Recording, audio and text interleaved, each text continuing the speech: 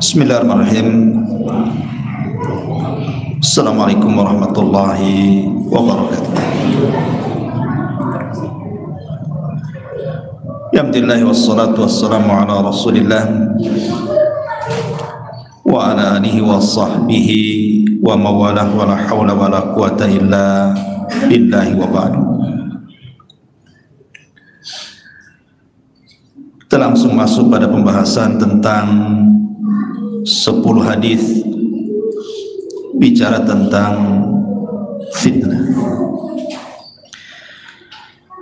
Kalau tadi kita bicara tentang motivasi istiqomah di atas fitnah, maka fitnah-fitnah apa saja yang bisa menggemingkan istiqomah kita, inilah yang kita akan bahas setelah Isya ini. Hadis yang pertama, hadis dari Abu Hurairah radhiyallahu anhu.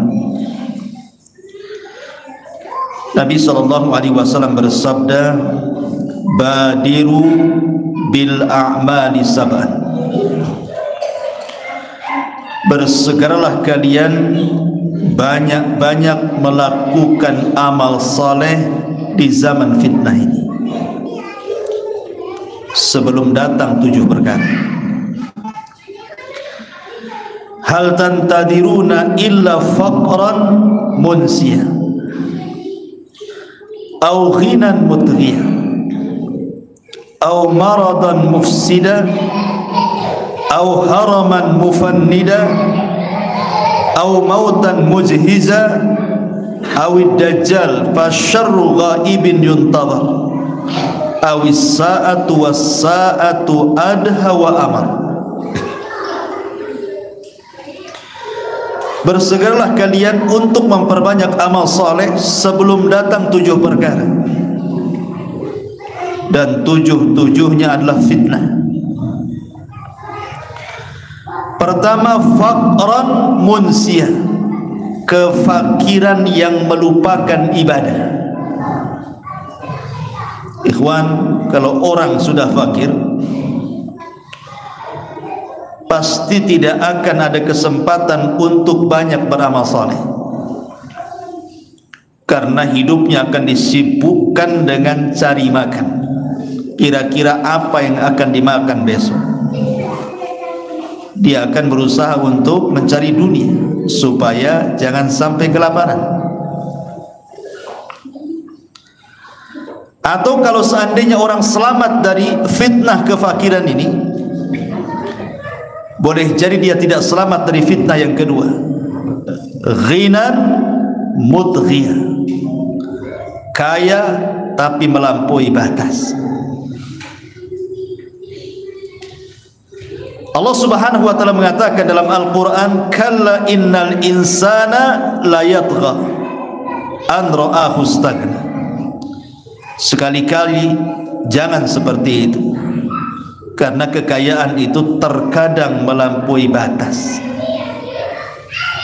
Banyak orang-orang kaya diazab dengan kekayaannya. Bahkan ada sebagian orang kaya lebih miskin dibandingkan orang miskin.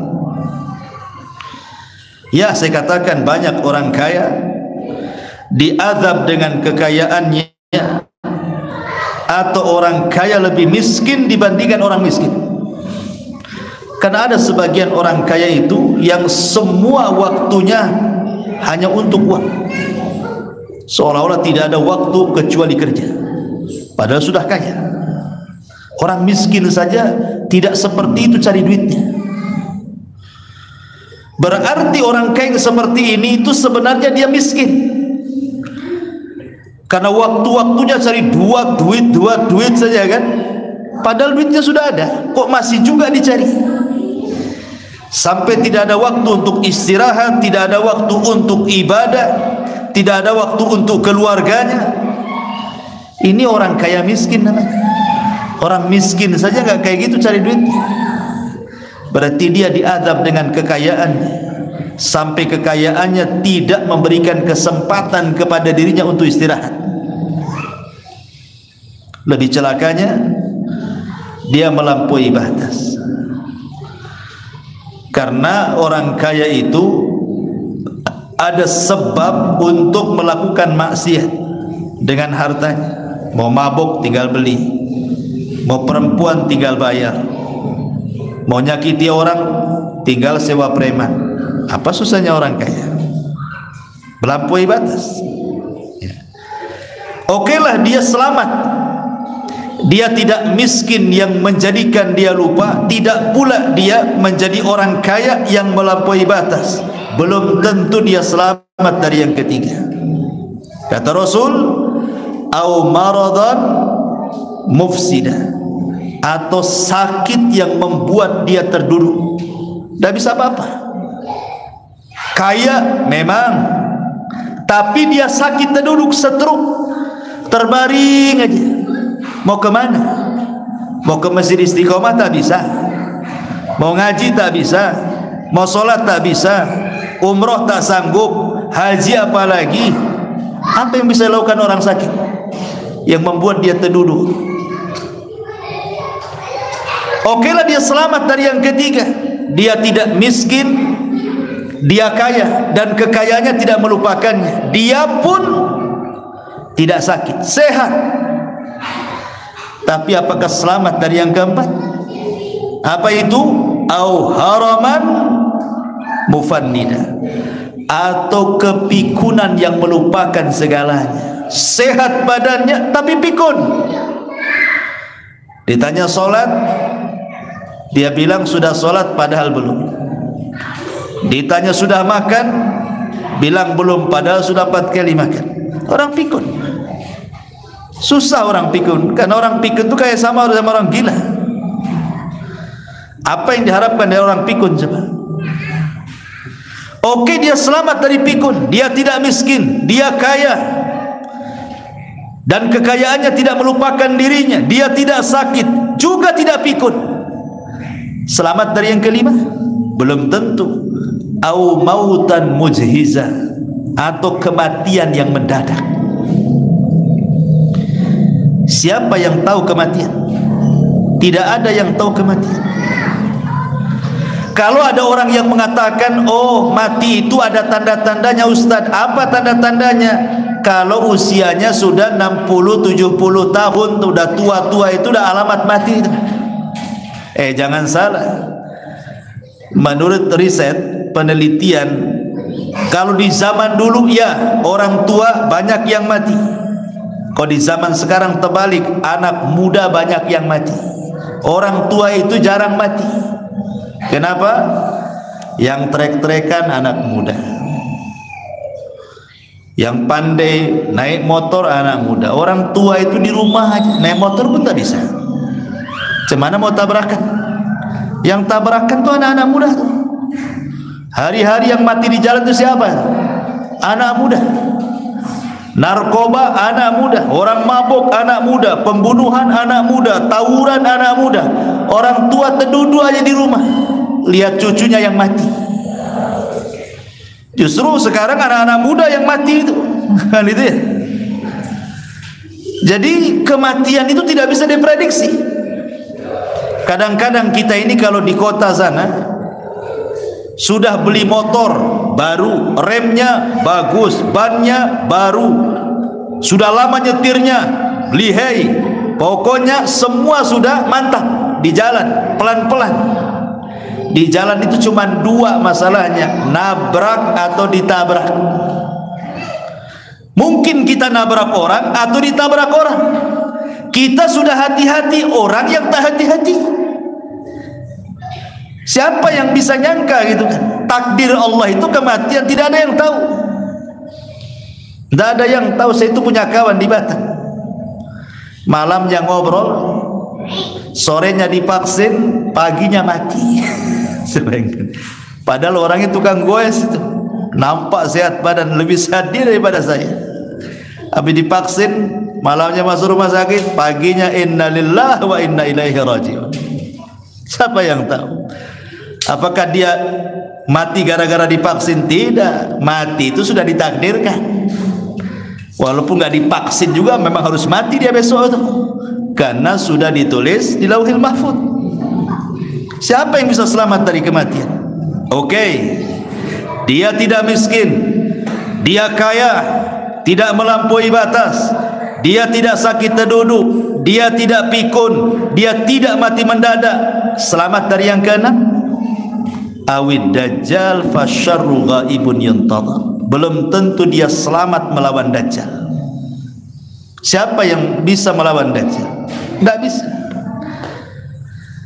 Sampai-sampai Rasul mengatakan, kalau engkau berjumpa dengan dajjal, kabur, kata Rasul. Rasul yang nyuruh kabur, jangan sok-sokan. Saya sudah ngaji tauhid, katanya.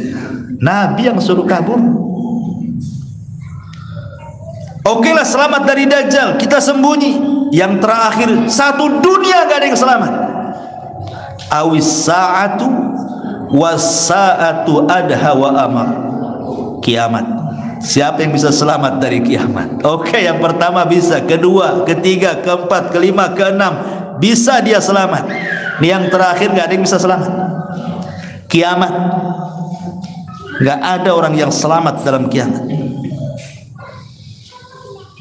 Apakah kita menunggu 7 perkara ini sehingga kita menunda-nunda amal soleh, nunggu jadi fakir akhirnya sibuk kerja lupa ibadah? Atau nunggu kaya dulu, setelah kaya dia pikir dia bisa menguasai harta, harta pula menguasai dia? Atau dia mati mendadak, atau dia sakit terduduk, atau nunggu dajjal, atau nunggu kiamat? Enggak seperti itu.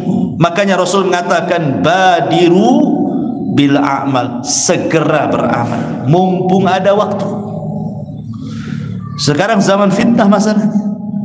Ini hadis pertama. Hadis yang kedua, Nabi SAW mengatakan dari Abis Al-Ghifari radhiyallahu anhu, sebuah hadis yang disahihkan oleh Syekh Nasiruddin Albani rahimahullahu ta'ala. Badiru bil a'mali sittan, bersegeralah kalian beramal saleh sebelum datang 6 perkara. Kalau tadi 7 perkara, sekarang 6 perkara. Imaratus sufaha wa kasratus syurati wa bai'ul hukmi wa istighfafan biddami wa qati'atir rahimi wa nashwun yattakhiduna al-qur'ana mazamira yuqaddimuna ahadahum liyughanniyahu wa in kana aqalluhum fikhan. Bersegera kalian sebelum datang 6 perkara. Apa itu? Imaratus sufaha, para pemimpin yang jahil. Ketika datang para pemimpin yang jahil, bahaya kita. Nanti dia membuat kebijakan-kebijakan melarang ibadah. Gak boleh jilbab, kan dulu kan ada. Kemudian mulai mencampuri, membuat Islamfobia. Bahaya kalau pemimpin-pemimpin ini jahil. Lihat dulu Turki, setelah tumbang Turki Utsmani, kemudian datang masa-masa yang kelam bagi umat Islam, kan? Sebelum Erdogan, kan? Lihat apa yang terjadi, rusak Turki. Itu karena pemimpin, kan? Bukan karena siapa, pemimpin. Makanya sampai ada yang meneliti kenapa Turki sampai gempa pada 99% itu umat Islam di sana. Rupanya ada yang menanya-nanya kepada orang Turki, sampai sholat 5 waktu lu ndak hafal. Jangan cerita sholatnya, nama-namanya. Ditanya nama-namanya lu datang. Coba sebutkan sholat 5 waktu, ndak tahu. Dia bingung. Kalau kita ini, orang kita masih mendingan gak sholat saja. Kalau ditanya sholat 5 waktu, hafal dia. Duhur, asar, maghrib, isya, subuh. Pada gak sholat, kan? Di sana dah hafal. Gimana mau sholat? Memang betul-betul sudah sekuler. Kemal Atatürk itu memang luar biasa. Dia merubah negeri Islam menjadi sekuler, kan? Dan itu bagi pemimpin setelahnya sulit untuk mengembalikan tuh. Itu gara-gara imaratus supaya ini fitnah. Kalau pemimpin-pemimpin sudah jelek ini, dia akan membuat kebijakan-kebijakan yang merusak Islam. Fitnah. Apa kita menunggu pemimpin-pemimpin yang seperti itu sehingga kita baru beramal? Enggak seperti itu kata Rasul, badiru bil amal, segera beramal. Yang kedua, wa kasratus syurat, banyaknya polisi, banyaknya tentara, mau darat, mau laut, mau udara, mau polisinya. Kenapa menunjukkan banyak polisi? Itu berarti banyaknya kerusuhan, banyaknya kriminal. Sebab kan harus imbang antara pelaku kriminal dengan jumlah polisi kan. Kalau polisi sedikit, kriminal banyak, macam mana itu rusak negara. Maka ketika banyak kriminal itu menunjukkan banyaknya kriminal, menunjukkan banyaknya polisi itu banyak kriminal. Imma kriminal itu maksudnya adalah dari orang-orang yang ditangani polisi, orang-orang awam, atau dari polisinya sendiri. Dua-duanya. Ini fitnah, ya. Kemudian yang ketiga, wa bai'ul hukmi, jual beli hukum. Nah, ini dunia pengadilan nih. Bayar jaksanya, bayar hakimnya, bayar saksinya. Semua bisa terjadi di pengadilan itu. Makanya Rasul mengatakan hakim itu ada 3, 2 di neraka, 1 di sorga. Satu hakim yang mengetahui kebenaran, dia putuskan dengan kebenaran, hakim itu di sorga. Yang kedua, hakim tahu kebenaran, dia putuskan pula dengan kebatilan, masuk neraka kau. Yang ketiga, hakim jahil, putuskan pula dengan kejahilannya, batillah dia, masuk kau ke neraka. Dan kebanyakan lihat perbandingannya 1:2. Yang 1 masuk surga, yang 2 masuk neraka. Menunjukkan apa? Menunjukkan banyak hakim yang bejat dibandingkan yang baik. Karena Rasul yang ngomong seperti itu.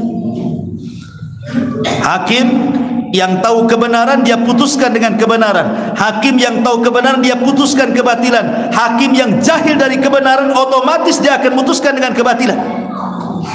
1 di sorga, 2 masuk neraka. Dan itu disebut biaul hukmi namanya. Kemudian yang ketiga, yang keempat, istighfafan biddam, memudah-mudahkan soal darah.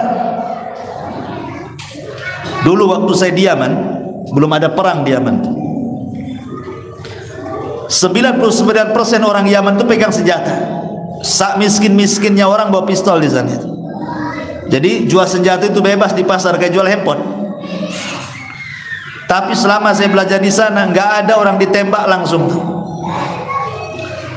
Kalau tengkar nembaknya ke langit, doh, gitu saja. Kalau lagi emosi itu tembaknya ke langit, bukan ke badan dia. Tapi di Indonesia ini tidak bebas senjata, hanya militer saja dan polisi yang pegang. Tapi hari-hari banyak orang mati kena tusuk. Memang enggak ditembak, ditusuk kan itu ya. Dicarok, diracun, digantung, macam-macam. Lebih banyak kematian di sini daripada di sana. Pada logikanya kalau mau bunuh-bunuhan di sana lebih banyak. Oh, senjatanya dipegang semuanya sama orang. Dan ini menunjukkan bahwa terjadi istighfafan bidam, darah itu murah, persis seperti sabda Rasul, nanti di akhir zaman itu al-qatil la yadri fima qatal wal maqtulu la yadri fima qutil.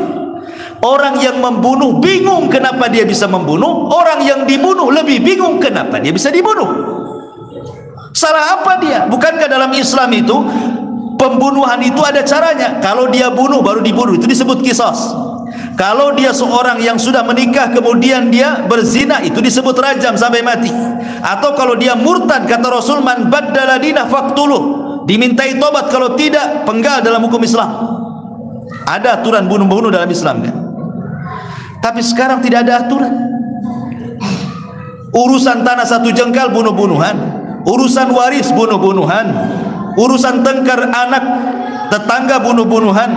Sekarang mudah, urusan rebutan pacar bunuh-bunuhan, cemburu istri yang sudah diceraikannya diambil orang, dibunuh pula orang itu. Berkedok dukun, dibunuhnya, diracunnya orang-orang itu. Di Indonesia itu ya Allah paling mudah bunuh orang. Dan ini fitnah. Ya. Kemudian wa qati'atir rahim, mudahnya memutus silaturahim.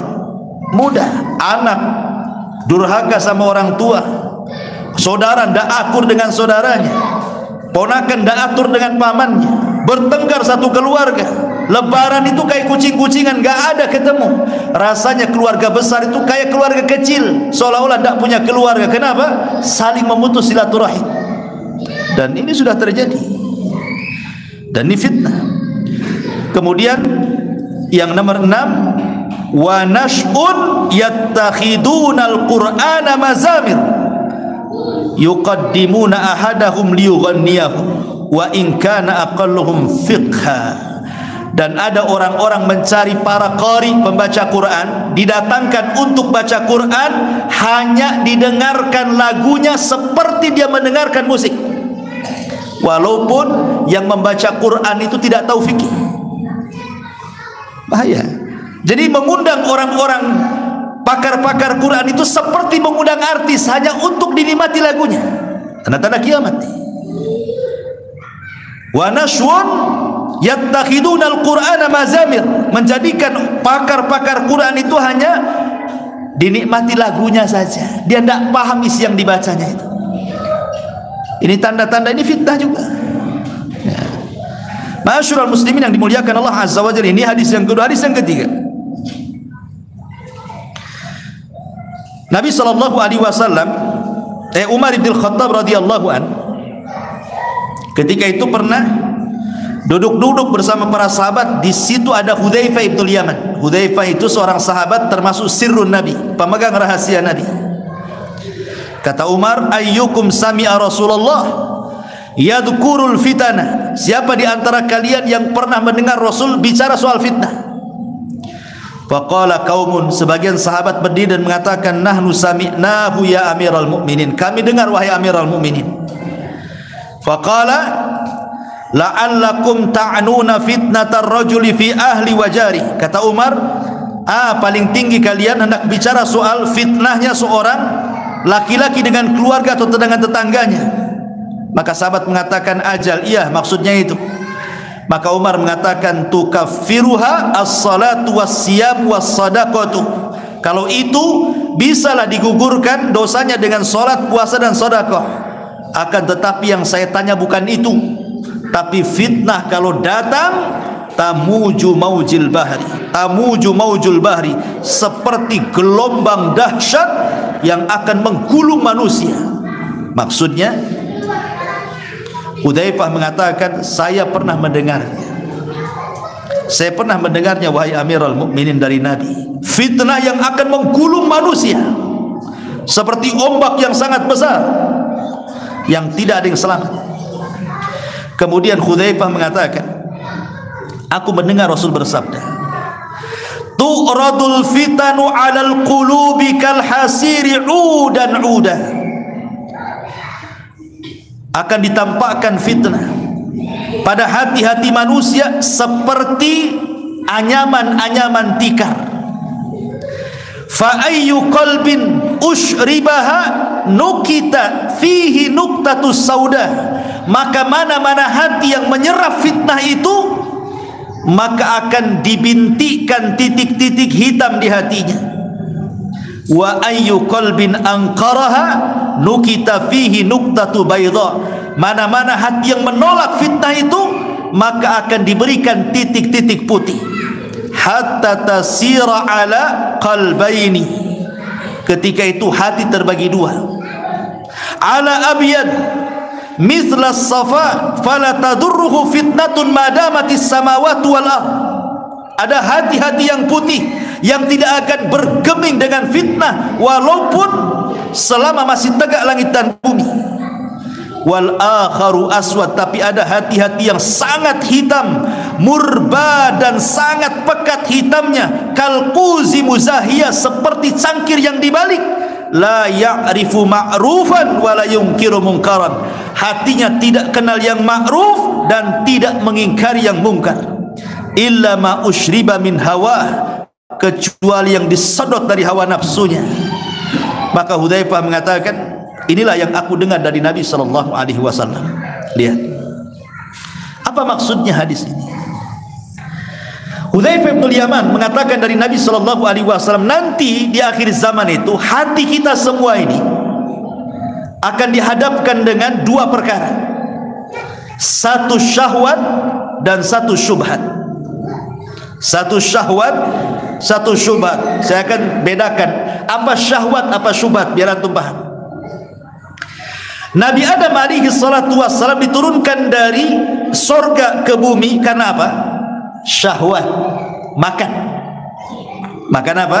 Buah larangan, makan. Makan itu syahwat, syahwat perut. Makanya Adam keluar dari sorga ke bumi itu karena syahwat. Tapi iblis dikeluarkan dari sorga, diturunkan ke bumi karena apa? Karena syubhat. Apa syubhatnya iblis? Dia merasa lebih baik dibandingkan Adam. Itu syubhat di kepalanya iblis. Ana khairum minhu khalaqtahu min nar wa khalaqtani min tin. Aku lebih baik ya Rabb, kau ciptakan Adam dari tanah, kau ciptakan aku dari api. Api lebih dekat dengan cahaya, artinya kami lebih dekat dengan malaikat dibandingkan Adam, berarti kami lebih baik katanya. Itu syubhat di kepalanya. Kata siapa bahwa iblis diciptakan dari api, api lebih daripada tanah? Justru kita katakan tanah lebih baik dibandingkan api, karena api itu kerjanya cuma satu, bakar, bakar, bakar, satu aja, nggak ada lagi. Kalau tanah bisa bangun masjid, ya kan? Tanah bisa cocok tanam, tanah. Coba cocok tanam di api, jadi apa? Nggak jadi apa-apa lah, terbakar semuanya. Nggak akan jadi. Api cuma satu, bakar-bakar aja itu. Tapi tanah bisa macam-macam di situ. Perhatikan, tanah lebih baik karena syubhat di kepalanya si iblis. Itulah makanya iblis dikeluarkan dari sorga karena syubhat, Adam dikeluarkan dari sorga karena syahwat. Itulah bedanya syubhat dengan syahwat. Atau lebih mudahnya saya pahamkan, syahwat itu merusak akhlak, kalau syubhat itu merusak agama. Paham ya? Kalau syubhat merusak agama, kalau syahwat itu merusak akhlak. Kurang paham? Saya mudahkan lagi. Kalau syahwat itu berasal dari hawa nafsu, dari hawa nafsu diri kita. Tapi kalau syubhat itu berasal dari setan. Hawa nafsu yang merusak akhlak kita. Nafsu pengen makan, nafsu pengen zina, nafsu pengen khamr, itu rusak akhlaknya itu. Tapi kalau syubhat berasal dari setan, suruh kufur, suruh musyrik, suruh bid'ah, suruh maksiat. Nah, masih kurang paham juga? Nah, saya tak tahulah. Saya sudah terangkan apa bedanya syahwat dengan syubhat. Ya. Lah di akhir zaman ini kita akan dihadapkan dengan dua penyakit ini, syahwat dan syubhat. Disitulah ada dua hati. Satu hati yang menolak dua-duanya, tidak syahwat, tidak syubhat. Hatinya terjaga, berusaha untuk tidak masuk ke lingkungan syahwat, tidak pula masuk ke syubhat. Dia jaga akhlaknya, dia jaga agamanya. Maka orang ini diselamatkan selama langit dan bumi masih utuh. Tapi ada hati-hati yang mudah menyerap syahwat dan mudah menyerap syubhat. Jadilah hati itu hitam. Ketika hati itu hitam, ini anggap saja kuz, cangkir. Cangkir itu yang lubang atasnya, kalau diisi air dari atas kan. Tapi kalau dibalik pantat cangkir ada lubangnya nggak ada kan. Diisi air banyak-banyak pun nggak akan masuk ke cangkir. Disitulah hati susah dapat hidayah. Mau dinasihati, dikasih ayat, dikasih hadis, dikasih tetap saja ditolak dia. Karena seperti cangkir yang terbalik, kata Nabi. Itulah hati kalau sudah hitam, seperti cangkir yang terbalik, diisi pun tidak masuk-masuk. Nanti di akhir zaman ini ada seperti ini. Ada orang-orang yang menolak hidayah, menolak sunnah, menolak tauhid, menolak segala-galanya. Ini hati-hati, ini zaman fitnah. Karena dua perkara, syubhat dan syahwat tadi. Ini hadis yang ketiga. Hadis yang keempat,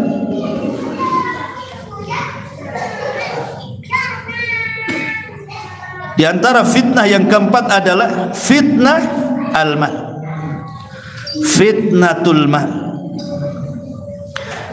Nabi SAW mengatakan, inna likulli ummatin fitnatun wa fitnatu ummatil malu.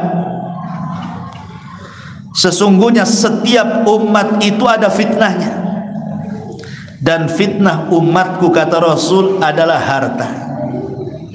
Fitnah umatku adalah harta. Nabi sebelum meninggal, 3 hari sebelum meninggal, Nabi itu naik ke atas mimbar, dan itu khutbah terakhir. Habis itu Rasul meninggal.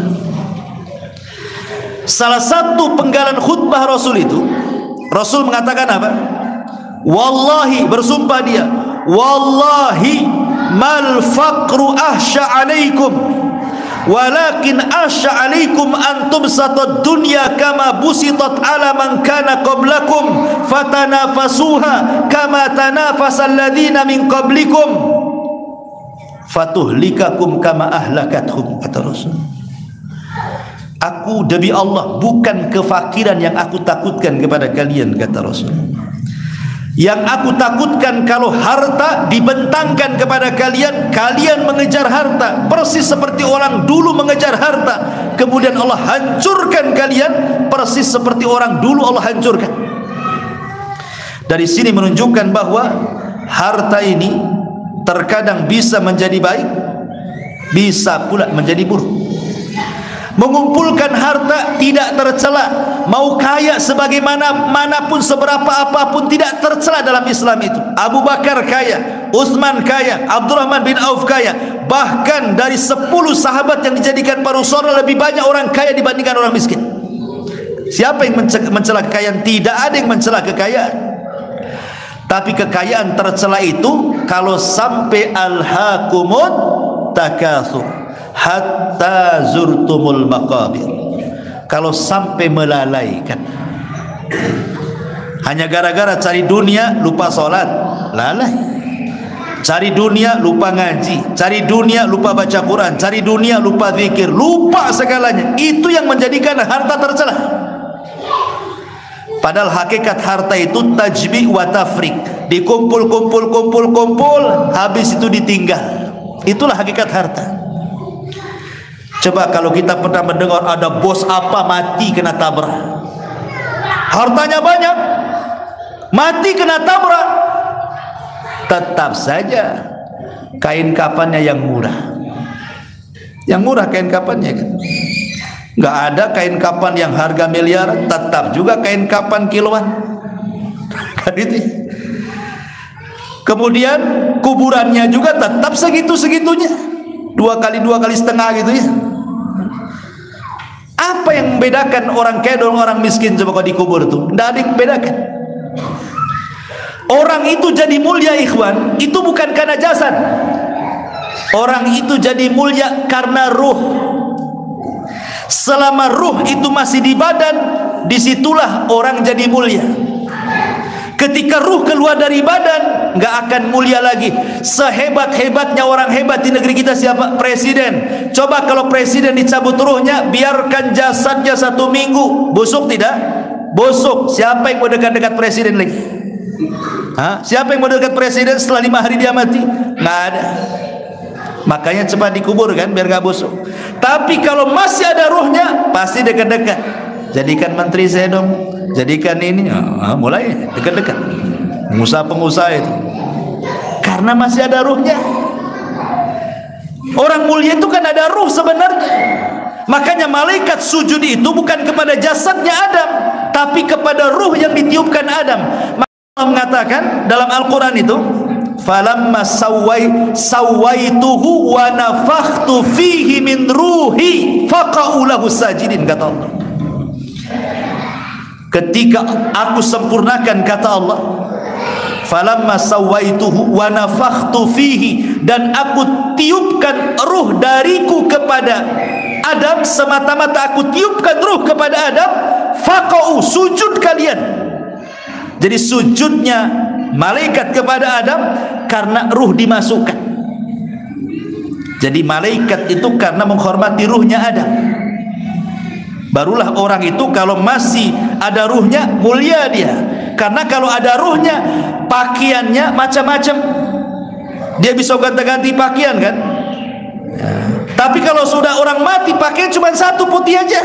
Nggak ada orang mati itu aneh yang satu ini karena dia suka batik, kita pakai batik aja lah. Nggak ada orang kain kapan warna batik. Selama ada yang putih, pasti yang putih. Walaupun dia punya pabrik batik. Ya kan? Karena semua sama. Makanya ulama membahasakan harta itu tajmi' wa tafriq, dikumpulkan habis itu ditinggalkan. Ahli waris itu sedih, hari pertama saja sedih, nangis, bapaknya meninggal. Masya Allah, lupa dengan hartanya bapak, yang ingat bapaknya saja. Itu hari pertama, nangis satu ember. Hari kedua, masih sedih. Hari ketiga, mulai tanya sertifikat, tanya berangkas, tanya notaris, mana harta bapak. Mulai ya. Begitu manusia, hari pertama saja sedih itu, hari kedua ketiga itu sibuk rebutan itu. Makanya Rasul mengatakan maluka wa maluka, hartamu, kata Rasul, ma akalta fa afnaita wa ma labista fa ablaita wa ma tasaddaqta fa abqaita, kata Rasul. Hartamu yang kau makan ludes, yang kau pakai usang, yang kau sedekahkan itu yang sebenarnya hartamu, kata Rasul. Subhanallah, fitnah harta ini luar biasa. Ma'asyiral muslimin yang dimuliakan Allah Azza wa Jalla. Kemudian yang nomor 5, fitnatul jah. Ini lebih bahaya lagi. Fitnah kedudukan, kehormatan, pangkat, jabatan, kemuliaan. Kata Nabi SAW dalam hadis yang dikeluarkan Imam Ahmad dalam musnadnya, ma dhi'bani ja'iani ursila fi ghanamin bi afsadalaha min hirsil mar'i alal mal wasyarafi lidini. Kata Nabi SAW,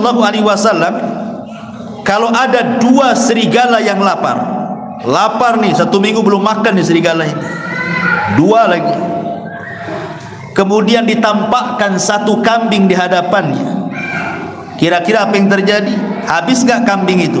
Pasti habis diserang, dicabik-cabik dia. Namanya lapar 2 serigala ini, nampak seekor kambing, pasti habis dibantai dia, dicabik dia, dimakan dia. Kata Rasul, kalau ada kambing yang dicabik 2 serigala lapar, itu tidak lebih rusak kondisinya dibandingkan seorang manusia yang terlalu semangat mengejar harta dan kedudukan serta kemuliaan di dunia. Ini lebih bahaya. Kenapa? Kalau kambing dimakan serigala, dia aja yang korban 1. Tapi manusia yang serakah, semua disikut dia.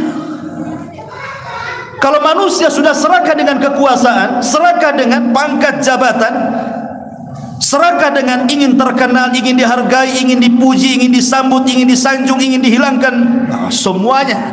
Kalau sudah ada nih watak-watak seperti ini, bahaya. Dia bisa sikut kanan kiri, sikat kanan kiri, dia bisa bunuh orang, dolimi orang, yang penting dia naik. Korbannya bukan 1, banyak orang. Ini fitnah. Kata Nabi, ini fitnah besar yang seperti ini. Ma'asyiral muslimin. Kemudian yang nomor 7, fitnatul zaujati wa fitnatul aulad.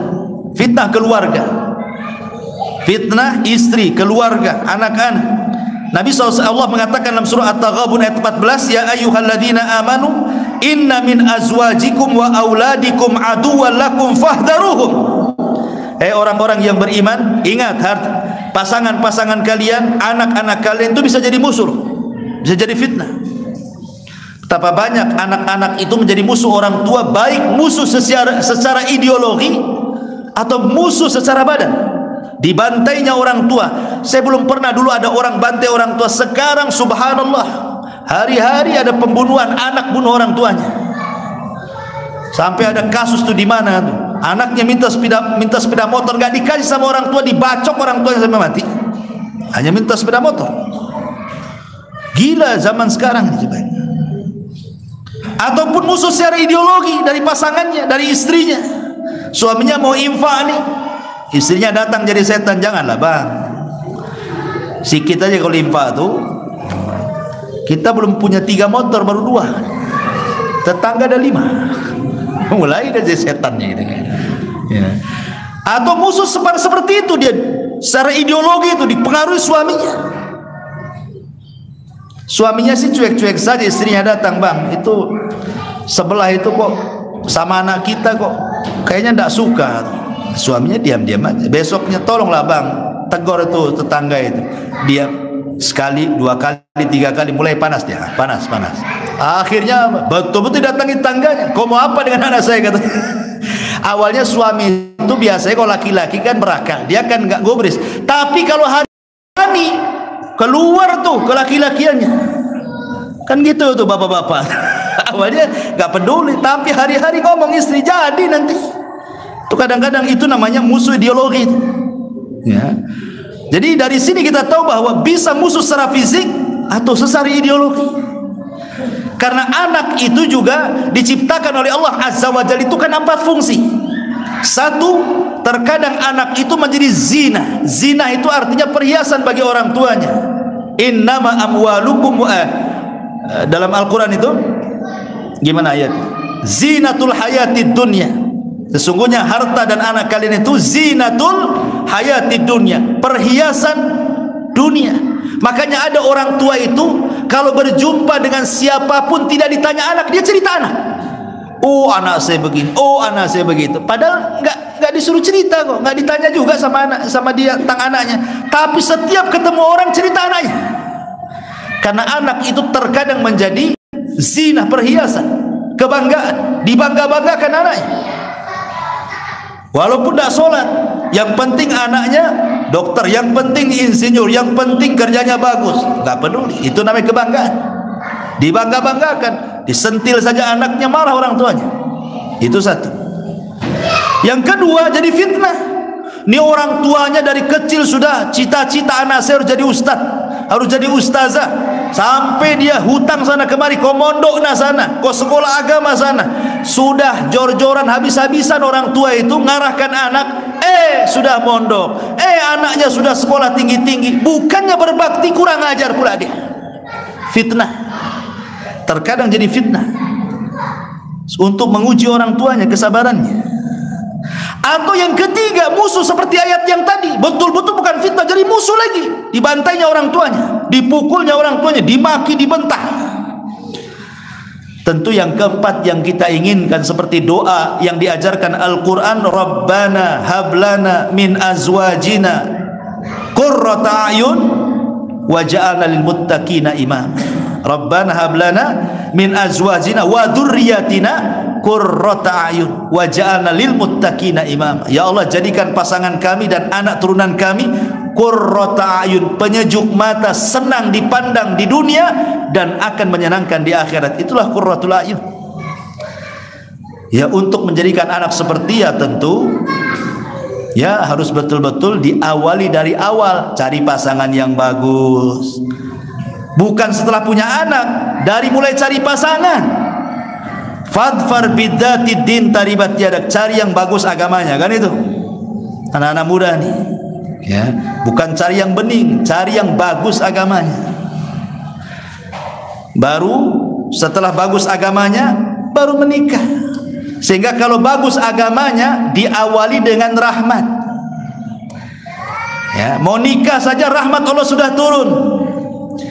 Ini cari yang bening, walaupun auratnya tampak sobek-sobek sana sini, itu diawali dengan laknat tuh mau nikah. Turun laknat tuh mau nikah, ada turun laknat. Cemana mau sakinah mawaddah warahmah? Belum menikah saja cari pasangan, dia rela yang buka aurat, yang penting bening katanya. Gampang Ustaz, yang penting bening, nanti saya jilbabi katanya. Alasan dia, yang penting dia jilbabi, ternyata dia yang dijilbabi istri. Naudzubillah kan. Masyarul muslimin yang dimuliakan Allah Azza wa Jalla. Jadi itu juga fitnah keluarga dan anak. Kemudian secara umum yang nomor 8 ya, fitnatun nisa. Disebutkan dalam hadis Nabi SAW, fitnah wanita secara umum sinfani min ahlin nari lam arahuma ba'du. Ada 2 kelompok kata Rasul, di zamanku nggak ada nih. Di zaman Nabi nggak ada 2 kelompok ini. Adanya di zaman sekarang. Salah satunya kata Nabi SAW, nisaun kasiyatun ariyatun ma'ilatun mumilat ala ru'usihinna ka'asnimatil bukhtil ma'ilah la yadkhulna al-jannah wa la yajidu rihaha wa inna rihaha la yujadu min masirati kada wa kada. Perempuan menggunakan pakaian tapi telanjang, lenggak-lenggok sana sini seperti punuk unta yang bergoyang. Wanita ini tidak akan masuk surga padahal, dan tidak akan mendapatkan bau surga padahal bau surga akan tercium sejarah ini dan itu.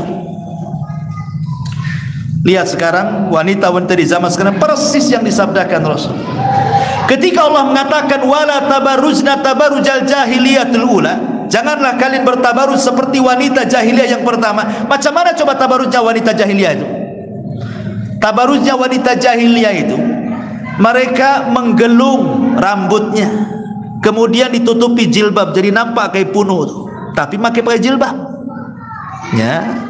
Kemudian pakai anting-anting kakinya sehingga kalau jalan tangting-tangting, tapi badan sebagian mereka masih tertutup. Itu orang jahiliyah yang dikatakan wala tabarrujna tabarrujal jahiliyah. Sekarang tidak,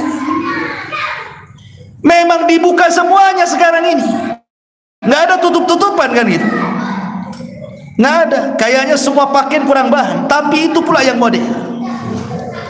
Artinya model di zaman sekarang yang wanita pakai itu lebih jahiliyah dibandingkan orang jahiliyah gitu maksudnya. Orang jahiliyah saja dilarang, ini lebih jahiliyah lagi, jahiliyah modern. Makanya fitnah wanita itu luar biasa. Lebih-lebih sekarang sudah ada medsos. Kalau dulu gitu ya, cerita orang dulu, mau nengok aurat perempuan itu ngintip itu ke sungai-sungai, naik ke pohon, tengok dari pohon pisang, sekali pohon pisangnya roboh ketahuan. Zaman dulu ya. Zaman sekarang tidak perlu, antum beli handphone, beli kad, isi pulsa, masuk kamar, masuk ke web, nggak jelas tuh. Dari pagi sampai malam melotot, nggak akan ditangkap hansip. Sekarang lihat aurat tuh tinggal nampak gitu saja. Kalau dulu ngintip-ngintip dulu tuh susah tuh, nunggu malam, nunggu subuh kan gitu ya, sampai sembunyi-sembunyi. Oh sekarang naudzubillah ya, fitnah wanita. Akhirnya apa? Dia pun bermaksiat dalam kegelapan, tidak tahu yang tahu kecuali Allah. Bahaya. Kemarin sudah saya jelaskan, maksiat tidak terang-terangan itu menghancurkan amal. Kemudian yang nomor 9, fitnah at-tafarruq wal ikhtilaf. Fitnah banyaknya perselisihan, banyaknya perbalahan. Kata Nabi SAW dalam hadis Irbad bin Sariyah radhiyallahu an, apa kata Rasul? Kata Nabi SAW, akan terjadi perselisihan sepeninggalku. Akan terjadi perselisihan.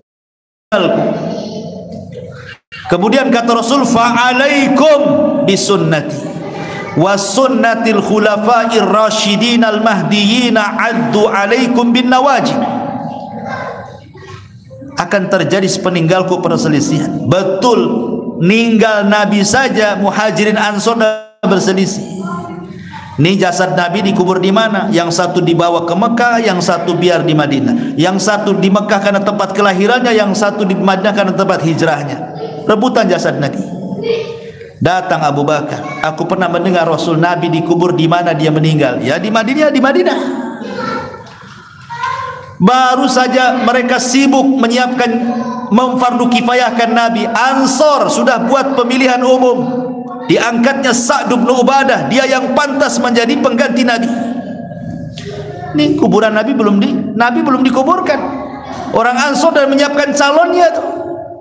Datang Abu Bakar, Umar dan Abu Ubaidah bin Jarrah kepada orang-orang Ansar, apa-apaan kalian? Nabi mengatakan, al-imamatu min Quraisyin, pemimpin itu dari Quraisy, bukan dari Muhajir, bukan dari Ansar, dari Muhajirin semuanya. Ansar itu menteri, Quraisy itu pemimpin. Itu Nabi yang ngomong. Akhirnya orang Ansar pun diingatkan, sami'na wa ata'na. Sejak itulah tidak ada orang Ansar jadi pemimpin. Khalifah pertama Muhajirin Abu Bakar, khalifah kedua Muhajirin Umar, khalifah ketiga Utsman Muhajir, khalifah keempat Muhajirin Ali, khalifah kelima Hasan ibn Ali Muhajirin. Tumbang tidak ada khilafah, datang kerajaan. Raja yang pertama Muawiyah ibn Abi Sufyan, pendiri daulah Umayyah, semua rajanya Muhajirin.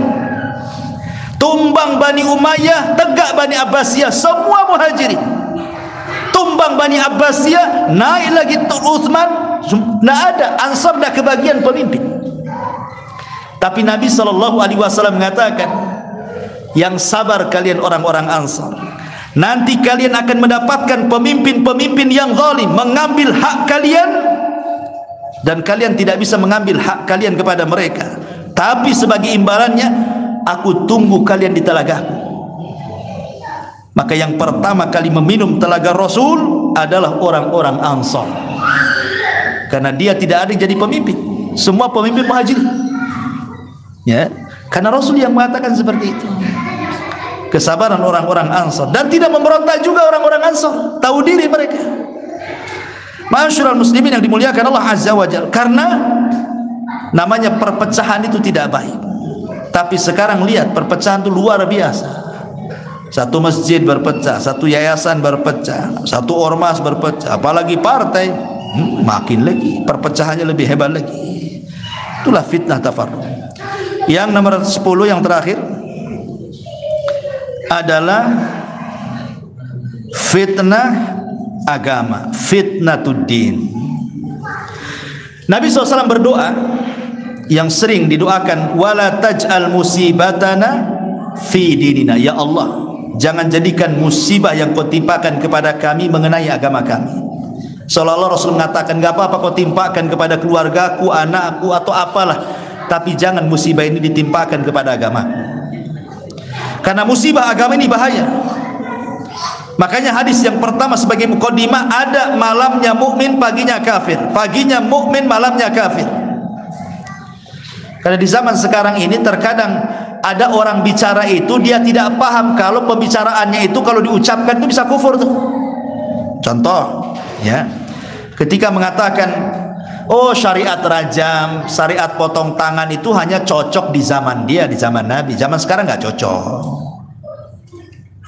Quran dan Sunnah itu cocok di zaman Nabi. Kalau sekarang diterapkan di zaman kita nggak cocok. Sekarang bukan zaman unta, sekarang zaman pontuner, nggak bisa. Kufur. Islam itu relevan mau zaman mau waktu. Zaman dan waktu ikut Islam, bukan Islam ikut zaman. Ini kalimat kufur kadang-kadang. Ya, nggak terasa dia ucapkan kufur dia. Atau sekarang banyak kalimat kufur kan, baik syirkul akbar atau syirkul asghar, baik kufur kecil atau kufur besar. Seperti menisbatkan nikmat, kalau bukan karena kamu tentu saya nggak seperti ini. Mana Allah? Kok karena bukan karena kamu pula? Yang benar kalau bukan karena Allah kemudian kamu. Ada dokter yang mengatakan, datang pasien ke dokter, gimana dokter pasien? Kata dokter, ya kami sih berusaha menyembuhkan, sisanya untuk Allah. Allah dikasih sisa sama dia. Kurang ajar nggak dokter tuh? Ya, harusnya jangan ngomong begitu dong dok. Bilang saja, ya kami berusaha, semuanya atas kehendak Allah. Apa susahnya? Bukan kami sih berusaha, sisanya diberikan kepada Allah. Mak lebih banyak dia daripada Allah, sisa kan sedikit. Kurang ajar dia, kufur. Jadi kadang-kadang ya nggak terasa, itulah yang dikatakan pagi mukmin malam kafir, malam iman, karena ucapan orang nggak sadar dengan ucapan itu keluar dari Islam, itu fitnah itu. Ya. Makanya Rasul mengatakan fitnah itu seperti gelapnya malam, nabrak-nabrak orang itu, karena tidak ada ilmu, Makanya yang bisa melawan fitnah itu ilmu. Banyak belajar supaya bisa membedakan mana hak, mana yang batil. Ya, dan banyak lagi cara terhindar dari fitnah. Cuman karena sudah malam saja, kita sampai di sini dulu. Kita tanya dulu, ini ada jawab. Afwan Ustaz, ada ummahat bertanya, mohon nasihat untuk saya yang selalu difitnah oleh suami saya. Masya Allah. Dan apa hukumnya kalau suami mengusir istri dari rumah? Apakah berdosa jika istri keluar dari rumah karena diusir suami? Mohon pencerahannya Ustaz. Iya. Alhamdulillah. Pertama, tidak boleh suami itu mengusir istri. Sehebat apapun pertengkaran, tidak boleh mengusir dari rumah. Bahkan sekalipun sudah dicerai, anggaplah sudah dicerai, tapi bukan talak 3, baru talak pertama atau talak kedua. Karena talak pertama habis masa iddah. Kalau sudah habis masa iddahnya 3 kali sucian haid, baru boleh keluar. Artinya kalau belum 3 bulan, kalau pakai bulan, kalau pakai haid ya 3 kali haid. Kalau pakai, bagi pendapat yang suci dari haid ya 3 kali suci dari haid, beda sedikit dengan haid kali 3 bulan, senangnya. Maka dia berhak di rumah, tidak berdisir. Siapa tahu malam-malam hujan, dingin, ya kan, kepengen, kan ada istri, kan rujuk, bisa digauli lagi, itu sudah rujuknya tuh, ya kan. Kalau istri keluar padahal masih istri dia, satu dia zalim, kan istrinya, walaupun sudah dicerai masih istrinya, kan itu istri tergantung sampai habis masa iddah. Kalau memang tidak suka dengan istri, ada kaidah dalam Al-Quran itu, wa in takhafuna nusuzahunna, kalau engkau takut istri itu berbuat selingkuh, nasihati fa'idhuhunna. Pertama nasihati. Sudah enggak suami itu menasihati? Nasihati dulu. Kalau dinasihati degil juga, masih juga, apa kata Allah? Wahjuruhunna fil madaji, pisah ranjang, biar istri tidur di kamar, antum tidur di gudang. Apa-apa, kan masih satu rumah, ya. Yang penting atau punggung-punggungan istri. Artinya nggak usah pisah ranjang itu, jauhi, jangan berhubungan. Kalau istri berakal sakit itu. Kalau istri itu berakal, antum gitukan, itu sakit hatinya. Masalahnya istri zaman sekarang nggak berakal, ya kan? Jadi kalau suami itu pisah dengan istri, memang itu yang dicari istri, kau jauh-jauhlah sana katanya. Ini kedua. Kalau juga sudah pisah ranjang, tak mau juga dia, maka yang ketiga, wadribuhun, boleh memukul. Itu pukulan formalitas saja. Seperti apa kata Rasul? Seperti pukulan dengan siwak. Siwak kan kecil, ya. Atau pakai bantal dipukul, itu sudah ngeri lah, sudah nggak bisa dinasihati, pukulnya pakai bantal pantatnya. Ini sudah las, berarti sudah tidak bisa lagi berjumpa, artinya nggak cocok, berarti tinggal satu langkah lagi. Fab'athu hakaman min ahlihi wa hakama min ahliha, utus 2 keluarga, yang laki-laki utus keluarganya, yang perempuan utus keluarganya, berunding kalian, terus apa pisah. Kalau sudah 2 keluarga berjumpa, ndak mau juga, ndak tetap juga degil, ndak mau, harus pisah, mau diapakan lagi? Berarti jalan terakhir kemana? Ke pengadilan. Nanti pengadilan kan ada sidang mediasi, nanti pengadilan nanya layak nggak bercerai atau tidak layak. Kalau pengadilan sudah ngetuk palu, ya mau diapakan lagi? Las itu terakhir. Artinya bahwa adalah tahap-tahap di situ dalam berumah tangga itu. Ini juga pertanyaannya kan umum, mohon nasihatnya Ustaz, saya selalu difitnah oleh suami. Difitnah apa? Nyuri duit di dompet, ya kan? Fitnahnya gimana, selingkuh atau fitnahnya apa, kan tidak tahu. Ya. Kemudian apa hukumnya kalau suami mengusir istri? Tidak boleh zalim kalau diusir-usir. Kalau tidak suka biarkan saja, ikuti tahapan tadi. Ya. Apakah jika istri keluar dari rumah karena diusir suami? Nggak perlu keluar, salah. Anda kalau keluar salah, tidak boleh keluar walaupun diusir. Jangan keluar karena Anda posisinya masih jadi istri. Sebab kalau wanita sudah keluar gara-gara permasalahan rumah tangga, lari ke rumah mertuanya, kemudian cerita, dipastikan cerai. Karena pasti cerita yang buruk-buruk suaminya kan.